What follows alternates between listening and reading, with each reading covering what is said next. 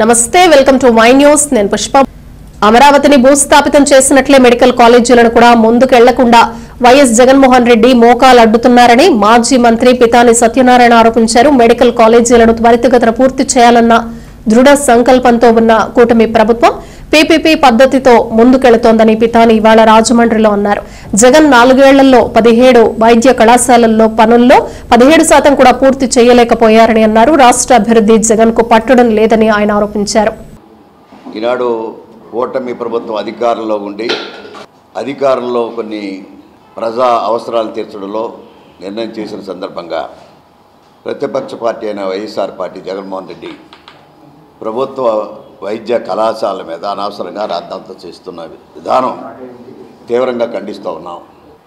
PPP పద్ధతిలో ఈ ప్రభుత్వం తీసుకున్న నిర్ణయం కరెక్ట్ అని, పీపీపీ పద్ధతులు చేస్తే నష్టం లేదని హైకోర్టు ఎదురు ప్రశ్నించిన అయినప్పటికీ కూడా వీరు ఇంకా రాద్ధాంతం చేస్తున్న విధానాన్ని ప్రజలు అర్థం చేసుకోవాలనే విషయాన్ని కూడా చెప్తా ఉన్నాం.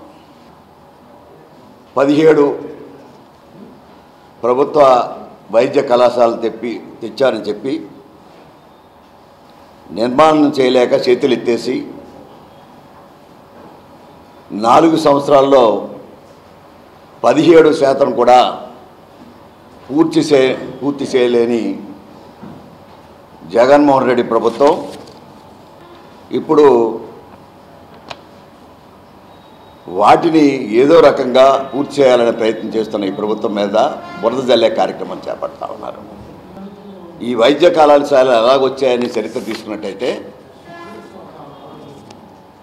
కేంద్రం కొన్ని స్కీములు పెట్టి ప్రతి జిల్లాకి ఒక వైద్య కళాశాల ఇస్తానని చెప్పినప్పుడు కొత్తగా ఏర్పడ్డ జిల్లాల్లో వాటిలో పాత జిల్లాలో మార్పు లేని జిల్లాలో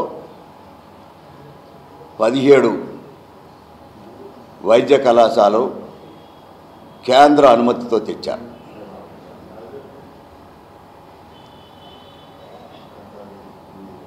దానికి బడ్జెట్ కేటాయింపుగా ఆనాడు నిర్ణయం ప్రభుత్వం తీసుకున్నది 2020లో 8,480 కోట్ల రూపాయలు. మరి